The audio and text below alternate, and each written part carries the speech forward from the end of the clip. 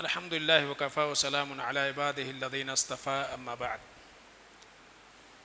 فاعوذ باللہ من الشیطان الرجیم بسم اللہ الرحمن الرحیم کل نفس ذائقۃ الموت وانما توفون اجورکم یوم القیامہ وقال عز من قائل اینما تکونوا یدرککم الموت ولو کنتم فی بروج مشیدہ رب اشرح لی صدری ویسر لی امری واحلل عقدۃ من لسانی یفقہوا قولی۔ قابل احترام سامعین، اللہ کی توفیق سے اللہ کے اس گھر میں ہم جمع ہوئے ہیں۔ مقصد یہ ہے کہ جنازے سے متعلق احکام و مسائل سے واقفیت حاصل ہو جائے۔ بڑے ہی افسوس کے ساتھ یہ کہنا پڑتا ہے کہ جب ہمارے کسی اپنے کے موت کی خبر آتی ہے تو ہمارے انتظار میں گھنٹوں تدفین کے لیے تاخیر کی جاتی ہے۔ کس لیے کہ ہمارا فلاں رشتہ دار آ رہا ہے اور فلاں رشتہ دار آ رہا ہے، ابھی پہنچے گا۔ آپ سوچئے کہ جو رشتہ دار آ رہا ہے کیا واقعی وہ مرنے والے کا حق ادا کرے گا؟ اس کو جنازے کی دعا آتی ہے کیا؟ جنازے کیسے پڑھے جاتے ہیں؟ اس میں کون کون سی دعا پڑھی جاتی ہے؟ عمومی طور سے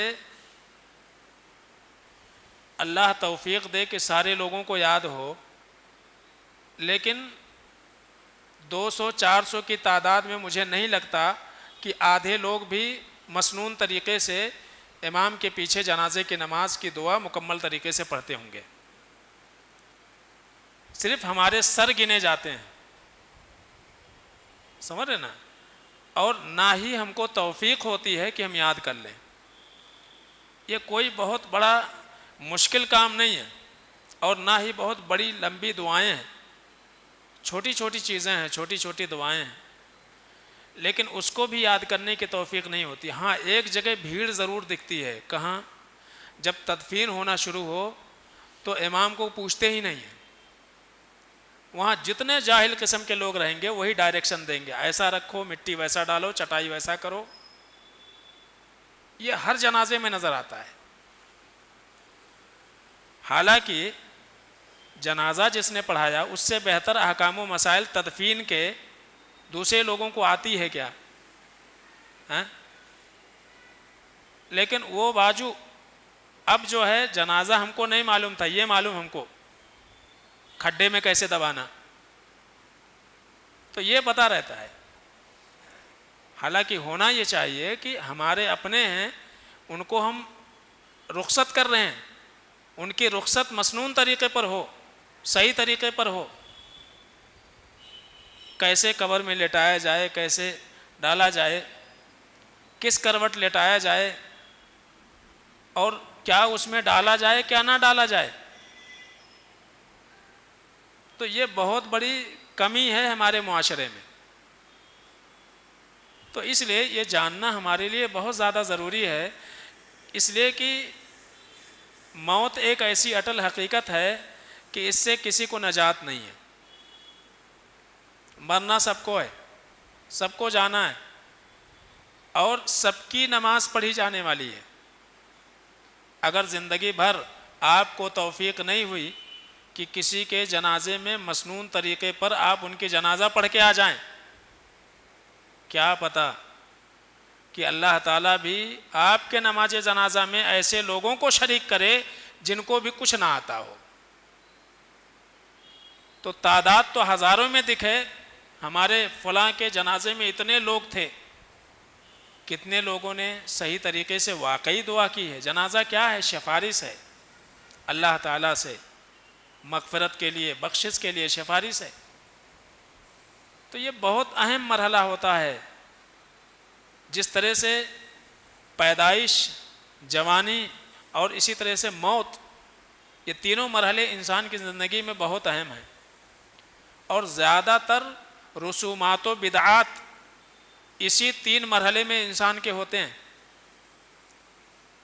پیدائش کے موقع پر کئی سارے رسومات انجام دیے جاتے ہیں، جوانی میں جب شادی ہوتی ہے تب سماج میں ایسا چل رہا، ہمارے خاندان میں ایسا چل رہا ہے، یہ بول کے کتنے سارے رسومات انجام دیے جاتے ہیں۔ اور موت کے وقت ان کو نہلانے سے لے کر کے اور تدفین تک، اور اس کے بعد تعزیت کے مسائل تک، اللہ کا بہت بڑا شکر ہے کہ اللہ تعالیٰ نے سمجھ دے دی، تیجا 40واں یہ نہیں ہو رہا ہے، لیکن آج بھی ہمارے معاشرے میں ہو رہا ہے نا، بہت سارے گھرانوں میں۔ تو یہ جو چیزیں ہیں نا، یہ بدعات سے گھری ہوئی ہیں، رسومات سے گھری ہوئی ہیں، لیکن اس کو ہم سیکھنا نہیں چاہتے ہیں، سمجھنا نہیں چاہتے ہیں۔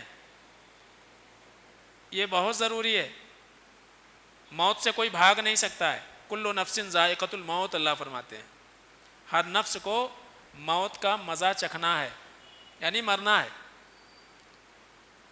اللہ کے رسول صلی اللہ علیہ وسلم کو اللہ تعالیٰ نے کہا تھا، یا محمد عش ما شئت، اے اللہ کے نبی صلی اللہ علیہ وسلم آپ جب تک چاہیں آپ زندہ رہیں، فإنک میت، لیکن ایک مرحلہ آنے والا ہے کہ آپ مریں گے۔ جو بھی زندگی ہماری طرف سے آپ کو ملی ہوئی ہے، وہ زندگی آپ کی جب ختم ہوگی، فإنک میت، تو آپ بھی مرنے والے ہیں۔ وأحبب من شئت، اور اس دنیا میں جس سے چاہو جی لگاؤ۔ ہم کو سب محبوب ہے، ہمارے والدین محبوب ہیں، ہمارے بال بچے محبوب ہیں، ہمارے رشتہ دار محبوب ہیں، مال و دولت محبوب ہے، کاروبار محبوب ہے، ہمارا گھر بار محبوب ہے، خاندان محبوب ہے۔ اللہ کے نبی صلی اللہ علیہ وسلم سے اللہ نے فرمایا، احبب من شئت، جو چاہو دنیا میں پسند کرو، فإنک مفارقہ، ایک مرحلہ زندگی میں آنے والا ہے، سب کو چھوڑ کے جانے والے ہو، کوئی ساتھ میں جانے والا نہیں ہے۔ تو دل لگائیں گے کوئی مسئلہ نہیں ہے، لیکن جدائی ہونی ہے، اس بات کو یاد رکھو۔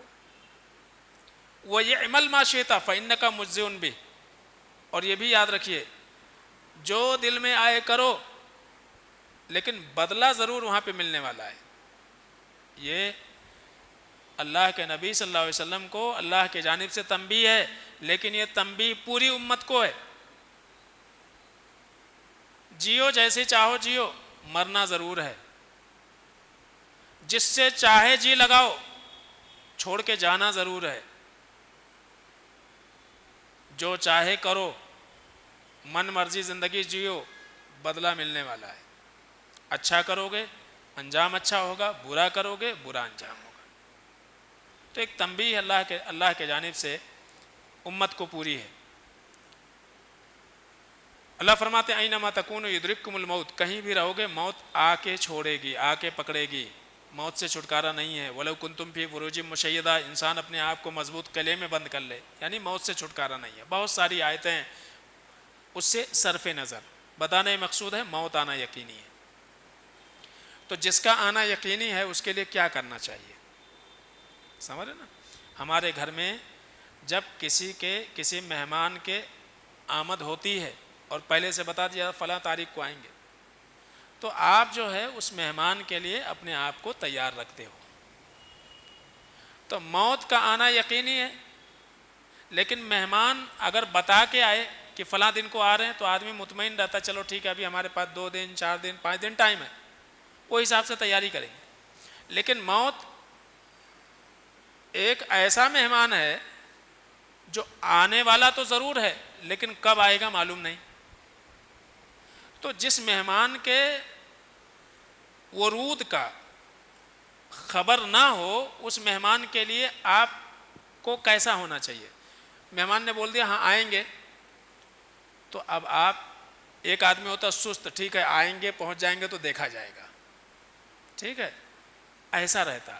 اور ایک یہ ہے کہ نہیں ٹھیک ہے مہمان آ رہے ہیں تو اپنے کو پہلے سے بھائی تیاری رکھنا ہے، کیا کیا کرنا ہے، ان کی خدمت کیسے کرنی ہے، کیا کرنا ہے، کہاں رکھنا ہے، کہاں سلانا ہے، کیا کھلانا ہے، باقاعدہ آدمی ایک پلاننگ کر لیتا ہے تاکہ ان کی عزت افزائی میں کوئی کمی نہ رہے۔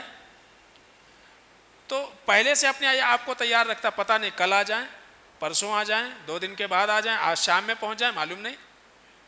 تو جس کے آمد یہ تو معلوم ہو کہ وہ آئے گا ضرور، لیکن کب آئے گا معلوم نہیں. تو اس کے لیے ایک عقل مند انسان پہلے سے کیا ہوتا ہے؟ تیار رہتا ہے. تو بالکل موت کا یہی عالم ہے.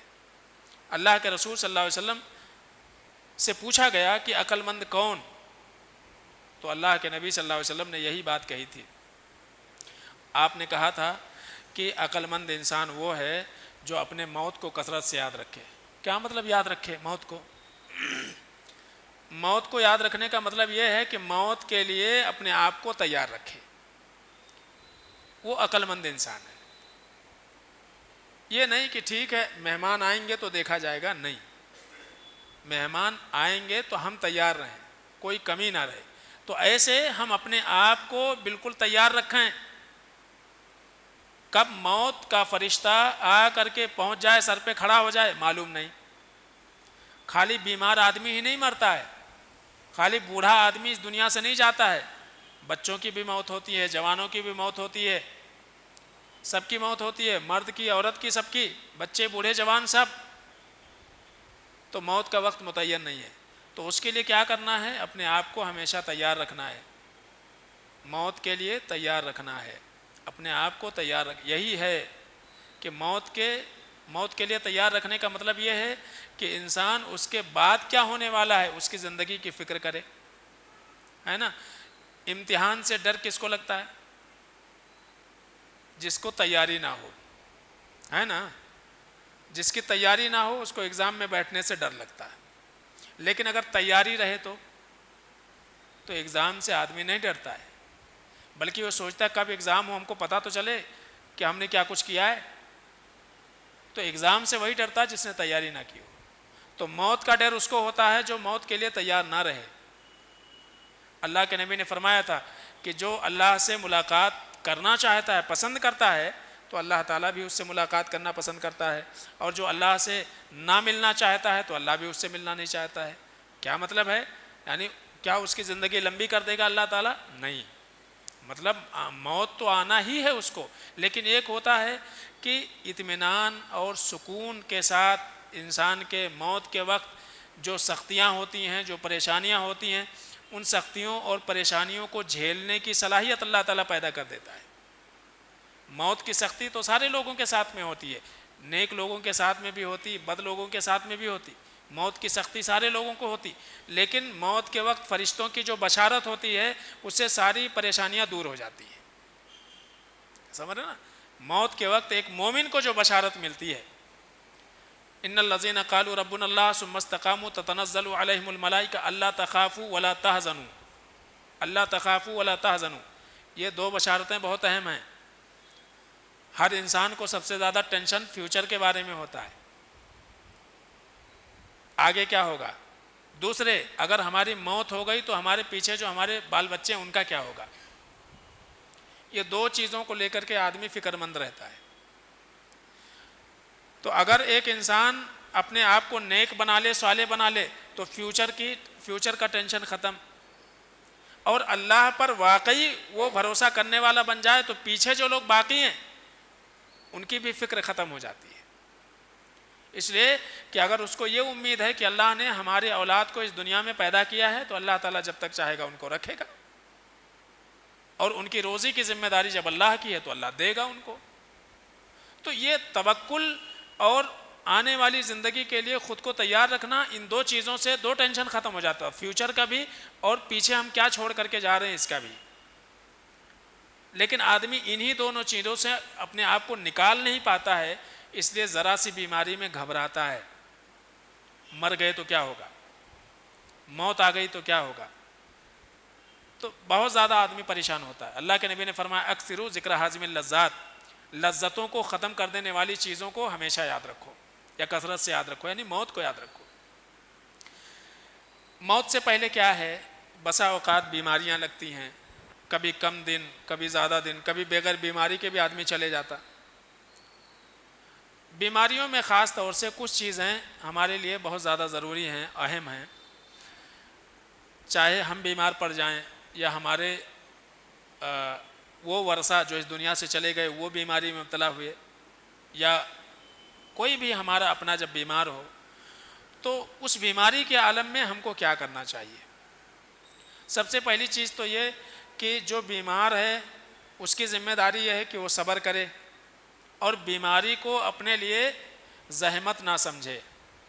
وہ بیماری کیسی بھی ہو اس بیماری کو خود کے لیے زحمت نہ سمجھے, سمجھے نا, پریشانی کا سبب نہ سمجھے, بلکہ بیماری کو اپنے حق میں رحمت سمجھے. جب یہ فکر بن جائے گی, زہر اگر آپ کو شہد لگنے لگا تو زہر کا اثر ختم ہو جاتا ہے, سمجھ گئے نا.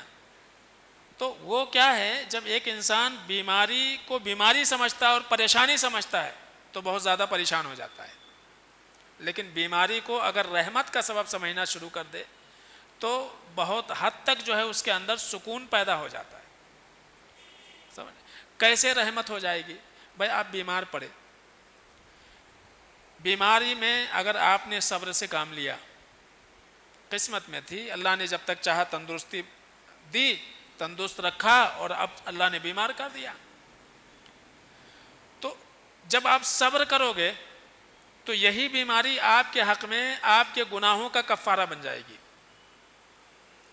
سمجھ نا, آپ سے جو خطائیں ہوئی ہیں وہ خطاؤں کا کفارہ بن جائے گا, آپ کے درجات کے بلندی کا سبب بن جائے گا. لیکن کب؟ جب آپ صبر کرو گے تب یہ فائدہ ہوگا بنیادی طور سے. لیکن ہم صبر نہیں کر پاتے, شکوے شکایت بہت زیادہ ہو جاتی ہے اس کے تعلق سے. تو صبر کریں گے تو یہ فائدہ ہوگا کہ اللہ تعالیٰ کیا کرے گا, آپ کو ایک تو سب سے بڑی بات یہ ہے کہ اطمینان آپ کو حاصل ہو جائے گا. قسمت, قضا اور قدر, اللہ کا فیصلہ, اللہ نے جب تک چاہا تندرست رکھا اور اب چاہا بیماری دے دی, کوئی بات نہیں, بیماری کے ساتھ جیے انسان. اور خاص طور سے ہم ہمارے جو اسلاف ہیں ان کی زندگی کو دیکھنے کی کوشش کریں. حضرت ایوب علیہ السلام کا واقعہ بار بار قرآن میں آپ پڑھتے ہیں نا, اور نام بھی سنتے ہیں. وہ بھی بیمار تھے, بیماری کیسی لگی تھی, سب چھوڑ کے چلے گئے تھے ان کو سوائے ایک بیوی کے. چھوت والی بیماری لوگوں نے سمجھ لیا تھا, کوئی قریب نہیں آ رہا تھا ان کے, ہم کو بھی نہ لگ جائے یہ بیماری, سب چھوڑ کے چلے گئے تھے. تو بیماری کو اگر آپ رحمت سمجھتے ہیں اپنے حق میں تو یقیناً وہ آپ کے لیے رحمت بن جائے گا. اسی لیے اللہ کے نبی صلی اللہ علیہ وسلم فرماتے ہیں, اللہ کے جانب سے مصیبت جتنی بڑی ہوتی ہے, مصیبت جتنی بڑی ہوتی ہے, جس بھی شکل کی ہوتی ہے, اس کا ثواب بھی اتنا بڑا ہوتا ہے.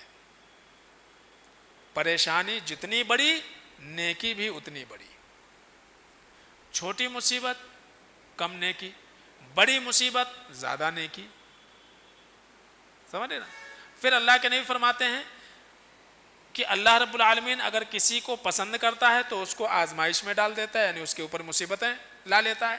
تو بعض لوگ یہ سمجھتے ہیں کہ ارے دیکھو اس کو فلاں کو کیا بیماری لگ گئی, اس کو کیا بیماری لگ گئی. لوگ سمجھتے ہیں اس کو کچھ تو سزا مل رہی ہے, سمجھے, اس کو کچھ تو سزا مل رہی ہے, اس کے اپنے کرتوت کا نتیجہ ہے وہ, اب وہ سزا بھگت رہا دنیا میں.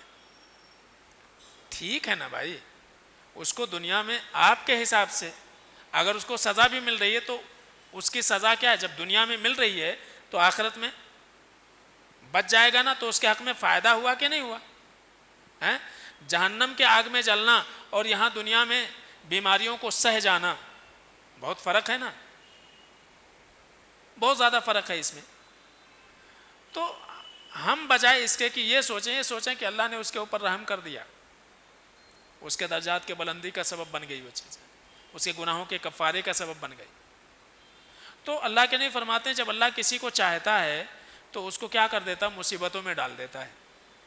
پھر اللہ کے نبی نے فرمایا فمن رضی فلہ الرضا, جب انسان صبر کر کے اپنے تقدیر پر راضی ہو جاتا ہے تو اللہ اطمینان دے دیتا ہے اس کو, سکون, مطمئن. بیمار ہے, دنیا بھر کی پریشانی, بی پی ہے, شوگر ہے, ہارٹ ہے, اور دنیا بھر کی بیماری ہے, لیکن پھر بھی کیا ہے, مطمئن, کھانا کھا رہا, جی رہا, لوگوں میں آ رہا, جا رہا, بیٹھ رہا, کر رہا, کچھ نہیں, سمجھ رہے. لیکن اسی چیز کو اگر ایک انسان اپنے ذہن میں بسا لے تو بیماری اتنی رہتی ہے, اس کا ٹینشن اس بیماری کو اور زیادہ بڑھا دیتا ہے, سمجھ رہے. تو یہ جو اطمینان ایک انسان کی زندگی کو ملے گی کب, جب یہ سوچ لے گا زندگی اللہ کی، اللہ نے جب تک رکھا ہے جیسے اللہ رکھے گا رہیں گے، ختم۔ باقی آپ کچھ کر سکتے نہیں کر سکتے، آپ کے ہاتھ میں کچھ ہے ہی نہیں، کچھ بھی نہیں ہے۔ تو اللہ کے نبی نے فرمایا فمن رضی فلہ الرضا، جو صبر کر لے اور اسی حالت پر اپنے آپ کو مطمئن کر لے، راضی کر لے، فلہ الرضا، تو اللہ کے جانب سے اس کو اطمینان دے دیا جاتا ہے، اس کے دل کی بے چینی کو اللہ کیا کر دیتا ہے، ختم کر دیتا ہے، اس کو اطمینان مل جاتا ہے۔ اور ومن سخط فلہ السخط، لیکن ایک انسان جب کہتا ارے ایک ساتھ ہونا تھا، بی پی ہوا، پھر شوگر ہو گیا، پھر ابھی یہ ہو گیا، ابھی وہ ہو گیا، اب کہاں جاؤں، کہاں چیک کراؤں، کیسے دور ہو۔ علاج کے لیے آدمی کو ٹینشن، آدمی جو ہے فکر کرے کوئی مسئلہ نہیں ہے، لیکن ایک کے بعد ایک بیماری آئی، اس کو لے کر کے انسان ڈپریشن میں چلا جائے۔ پھر ہمارے ساتھ ایسا کیوں ہوا؟ ہم تو 5 وقت کی نمازی ہیں، سمجھ رہے نا، ہم نیک انسان ہیں، ہم تو روزہ رکھتے ہیں، ہمارے ساتھ کیوں ہوا؟ ہمارے محلے میں دنیا بھر کے جو ہے غلط قسم کے لوگ ہیں، ان کو کچھ نہیں ہو رہا ہے، دن دناتے پھر رہے ہیں، ہمارے ساتھ ایسا کیوں ہوا؟ تو یہ جو چیزیں ہیں، تو اللہ فرماتے ہیں کہ جب ایک انسان ناراضگی کا اظہار کرتا ہے تب اللہ تعالیٰ کیا کر دیتا ہے، اس کے فکر کو مزید کیا کر دیتا ہے، بڑھا دیتا ہے، اس کی بے چینی کو۔ فلہ السخط، تو اللہ کے جانب سے ناراضگی ہو جاتی تو اطمینان ختم ہو جاتا ہے انسان کی زندگی میں۔ پھر اس کی بیماری اگر 50% اس کو نقصان پہنچاتی ہے تو 50% اس کا ٹینشن کی وجہ سے نا، ڈپریشن کی وجہ سے آدمی اور زیادہ پریشان ہو جاتا ہے۔ تو ہم جب اپنی تقدیر پر راضی ہو جاتے ہیں تو اللہ تعالیٰ آپ کو صبر کی توفیق دے دیتا ہے، اطمینان دے دیتا ہے زندگی میں۔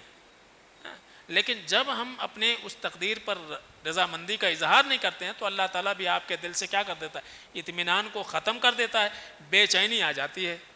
اب آپ کو رات بھر نیند نہیں آتی، یہ ہو گیا، یہ بیماری ہو گیا، اب کیا ہوگا، ان کا کیا ہوگا، پیچھے کیا ہوگا، اولاد کا کیا ہوگا، جو کچھ سوچا تھا یہ بنائیں گے بگاڑیں گے، وہ کیا ہوگا۔ پھر وہ ہمیشہ اس چکر میں رہتا، کس کو بیماری لگی تو وہ ہے یا بچا، سمجھ۔ کچھ لوگ آتے ہیں ارے اس کو وہ ہوا تھا اور چلے گیا، تو بس وہ اسی کا ٹینشن میں رہتا، تو اس کی فکر اور زیادہ بڑھ جاتی ہے، بیماری اور زیادہ بڑھ جاتا ہے۔ تو ہمیں کیا کرنا ہے، ہمارے اپنے، ہم یا کوئی بھی بیمار ہو تو اس کی ذمہ داری ہے کہ وہ اپنے اسی بیماری کے ساتھ صبر کرے اور اللہ پر بھروسہ رکھے۔ زندگی جتنی اللہ نے دی ہے جب تک رکھنا ہے اللہ رکھے گا، بیماری کے ساتھ رکھے یا تندرستی کے ساتھ رکھے، جانا تو ہے ہی دنیا سے، رہنا تو ہے نہیں۔ تو اگر بیماریوں کے ساتھ گئے تو ممکن ہے گناہ ہمارے دنیا میں ختم ہو جائے، اور اگر نئی بیماری لگی تو ممکن ہے بہت سارے گناہوں کا انبار لے کر کے اللہ کے سامنے جائیں، یہ بھی ہو سکتا ہے۔ تو بیماری کیا ہے، رحمت ہے، لیکن بشرطے کہ انسان جو ہے اس میں کیا کرے، صبر کرے، ٹھیک ہے۔ تو 2 باتیں خاص طور سے ذہن میں رکھیے، ہمیں مرنا ہے، ہر ایک کو مرنا ہے، کوئی ضروری نہیں کہ بیمار ہو کے مریں، اس لیے مرنے کے بعد آنے والی زندگی کے لیے اپنے آپ کو تیار رکھنا ہے۔ کیسے تیار رکھنا ہے؟ 2 چیزیں یاد رکھیے۔ پہلی چیز تو یہ کہ اللہ جو بھی توفیق دے نیکیاں کرتے رہیں، اور جو کچھ گناہ ہو گیا ہے اس کے تعلق سے نیکیوں کے ساتھ ساتھ استغفار کرتے رہیں۔ نیکیوں میں، نام اعمال میں نیکیوں کا اضافہ ہو رہا ہے، ادھر سے جو ہے جو خطائیں ہوئی ہیں اس کے تعلق سے استغفار اس کو مائنس کر رہا ہے، سمجھ گئے نا۔ تو کیا ہو جائے گا کہ جو بلیک ہوگا وہ کیا ہو جائے گا، وائٹ ہوتا جائے گا، اور ادھر آپ کی جو ہے نیکیاں بڑھتی جائیں گی۔ تو یہ جو بیلنس لے کر کے چلیں گے انشاءاللہ تو ہم اپنے آپ کو آنے والی زندگی کے لیے تیار رکھیں گے۔ تو اس اطمینان کے ساتھ انسان اور اس روش پر اگر زندگی گزارے تو موت کب آئے، کہ بس کوشش یہ ہو کہ انسان کی موت کیسے آئے، فرمانبرداری کی حالت میں آئے۔ ہمیشہ اللہ سے دعا بھی کرنا چاہیے، ایسا نہ ہو کہ گناہ کرتے ہوئے، نافرمانی کرتے ہوئے موت آ جائے۔ تو اللہ سے حسن خاتمہ کی امید رکھیں، نیکیوں کے مواقع ضائع نہ کریں، اور کثرت کے ساتھ استغفار کرتے رہیں، ٹھیک ہے۔ بیماری آئے تو اس کے اوپر صبر کریں۔ تو یہ 2 باتیں یاد رکھیں، آگے انشاءاللہ پھر یہ سلسلہ چلتا رہے گا۔ اللہ سے دعا ہے کہ العالمین ہم سب کو سمجھنے، عمل کرنے کی توفیق عطا فرمائے۔ السلام علیکم ورحمۃ اللہ۔